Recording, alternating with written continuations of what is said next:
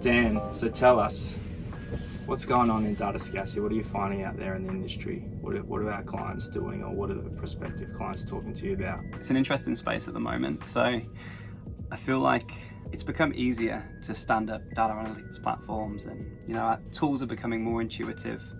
Business users are able to create visualizations and do these types of things. But what I'm seeing is a lot of organizations returning to, how do we rein this stuff back in now? Like, how do we apply governance in the right areas, and how do we support users but also make sure that they're not going too far and building too many of the wrong things? And if we're talking about particular metrics and measures and things like that, how do we make sure we're all talking the same language again?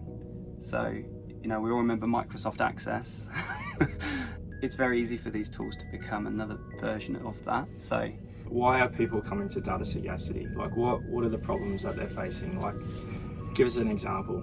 Look, I guess one of the big things is, once you've set these platforms up, it can be quite easy to create things initially, quickly. You've got a project, you've got timescales, you've got deliverables, people will spin up code, you get a lot of experiments and things happening. And those things sometimes continue to have a life, and they can have a really good life. But costs can spiral really, really quickly. So it's really important to go back and revisit those things and make sure things have been built properly.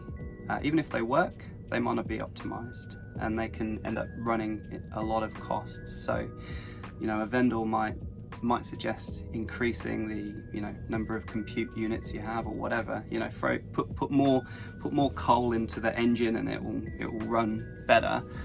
When in reality, if you do things smarter and you optimize code, you improve the performance of the systems themselves, you can reduce costs in that way. So that'd definitely be, database optimization, improving the sort of efficiency of scripts and things like that. We've definitely had a lot of people reach out to look, and I'd say a lot of the times people don't actually know they've got a problem with those things until you start to really look at why things are costing so much money. Then you can almost start to work backwards. So that's definitely another area that we're seeing a lot of activity. Yeah. What about, I'm just hearing on the grapevine that project managers will be quite savvy in setting up things, but they don't have that background of making something robust, and then all of a sudden they leave the organization, and they leave the organization a bit of a hole, because this solution that they were running on their own laptop is all of a sudden not working anymore because they've left. Are you hearing this as well? Is this a common thing that's happening out there?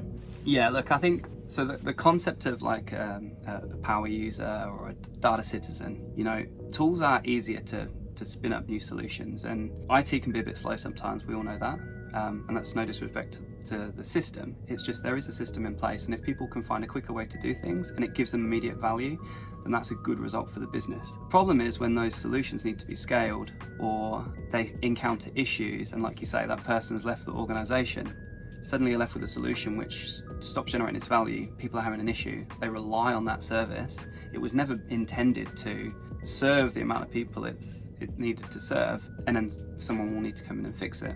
And that's a really good opportunity to actually look at what it is you're trying to do. Look at the architecture you have, look at the way things are configured, and try and see if there's actually a better way to do it. So some things might be built quickly at the time, and there might be a multiple of these things siloed across the organization. And the power then is really to bring them back together and build them in a more optimized way that's scalable, that's secure, that's robust, that has the right amount of support in place, and it's not something sitting on someone's local desktop or laptop that they know how to run, and maybe they've been running it, they've been pushing a button every day and not really telling anyone. We've had requests around automation and how to improve processes, and that's another example really where things can just... What would data sagacity do in that situation? Give us a bit of a rundown on what we would offer, or what sort of process we'd go through to get that solution productionized or more robust or just working again. Yeah, look, so I'd say that one of our key differentiators is around project discovery. So before we look to implement a solution, it's really important to understand what the business goal is of that solution, or what the outcome is of that particular output or tool that's been built. So a discovery for us is to really engage with the business and understand what the opportunities are, what the problems are, and then start to look at what that sort of solution is doing currently, and then look at opportunities to improve it, uplift it, enhance it. That generally will lead to us presenting back a number of options. So before we just dive in with, we reckon we'll build it like this, or just building it like that, it's more to say, having learnt about what it's doing currently, what the users need from it, what the problems are that it solves, we think it's worth investing in further. And we'd recommend maybe these 3-4 options. And our final recommendation would perhaps be to go with this. So for us, a discovery is to wrap all of that up into a package that we can hand across to the client or the team and say, hey, this is the way that we would approach this. We'd love to partner with you on this, and this is probably the way that we would go about it. And that might result in a next steps where we might move forward with something. It might be that perhaps there isn't enough value in that solution from the discovery at the end of it, and maybe there's another opportunity or another work package which is running that things could be combined into. So it's really coming at it from a place of like a fact-based approach. So really we're empowering the client to make that decision based on the information that we give them. Definitely. Yeah. Cool. Yeah, that is the whole purpose of the discovery piece. And what's the client's reaction to this process? Yeah, look, it's I think what's nice about it is because a lot of the time we can estimate upfront what that package will cost us to do. We can scope out the number of engagements we'll have, kind of the size of that project, and it has a very fixed time and a fixed kind of budget to it. So we can hand that over. It becomes its own entity. So there's an immediate deliverable then.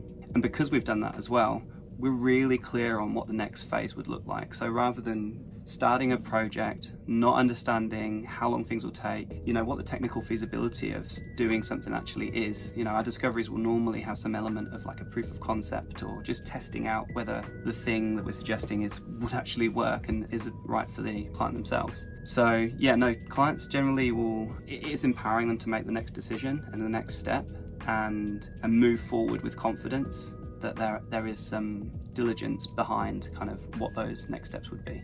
So this discovery piece hands over a package or a document with a handover session to share the information that's been discovered. And then does that then set us up for like a phased implementation so that we can estimate how much that phase would cost for them if they were going to choose Data CIC to help implement it? Yeah, so I suppose at a high level we would estimate those costs, and we would recommend that. If we were to progress forward with an option, we would look to take that probably a step further before trying to commercialize that as an agreement and really sort of work with the customer to understand what the scope is. And maybe there might be opportunities within the organization and partnering is a big thing for us. So we would want to ensure that we're delivering expertise in the right areas and we're providing the value where it's important to add it. So there might be scope items that we can work together on, some things that maybe we would add. Perhaps there's capability gaps within the organisation and we might need to bring something else to make that project work. So yeah, that would be the next stage with these, really trying to make sure that option's as flexible as it can be, working within the timescales and budget constraints of the organisation. Great. So that it really sounds like it removes all that grey area of projects where estimations might be too large or small, or the wrong resources are put on it, or even the wrong solution is attempted to be implemented. Yeah, definitely. It de-risks the process and it provides clarity of the way things will move forward. So it's a great way, I think, to build trust in the next phase of the deliverable, especially when it's a new relationship as well, because you get to really learn a lot about how you work together in that first phase before you move forward into the next phase as well. And it sounds like it really gives the customer an opportunity to end things at it before it gets out of control. Yeah, oh, absolutely. Yeah, it's there's nothing worse than committing to a big, expensive, lengthy project and feeling like you have to see it all the way through, when actually, some ideas can be shot down early if they look like they're going to be super expensive. And also, a lot of people think in terms of I need a dashboard or I need some sort of data product at the end of it. Sometimes you can work through a process and realize that there are opportunities elsewhere in that process to actually make improvements. And if we see an opportunity to help a client in those areas, it might be that becomes the end of the project naturally, because we're able to provide that insight into the process. Great. Sounds like you're kicking goals. It's good fun. It's good fun.